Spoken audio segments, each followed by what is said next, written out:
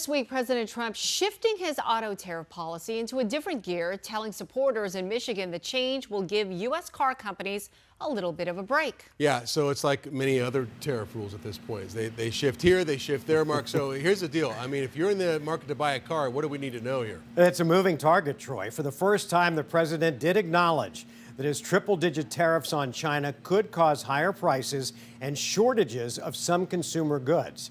The admission comes as alarm bells sound all over the country about the economy, which shrank in the first 3 months of the year. We've just signed an executive order to give partial tariff rebates to any company that assembles its cars right here in the U.S. President Trump this week easing off the auto tariff accelerator. In March, he announced a 25% tariff on imported cars and parts that's set to go into effect this weekend. But now U.S. manufacturers could be reimbursed on imported parts up to 3.75% of the value of a domestically produced car.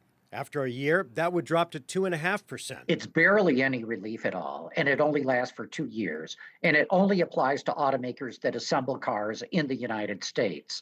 For those that do not assemble vehicles in the U.S., this is going to be a disaster. Autoline's John McElroy says auto companies are bulking up their inventory to try to stave off any immediate tariff impact, but those will be depleted by July. And that's when I predict you're going to see new car sales in the U.S. nosedive. The CEOs of Ford and GM bracing for the changes. You know, the stuff we built now is priced. If we announce a price increase now, it'll go into play in July and August. What we provided in our guidance is that pricing is going to stay about at the same levels that it is.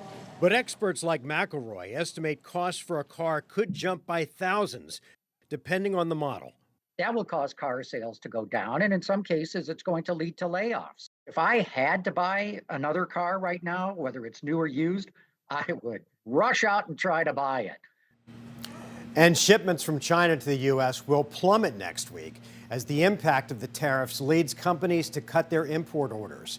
Economists expect incoming cargo volume to slide by more than a third compared to last year at this time. Troy? All right, Mark, thank you. And if you want more political news,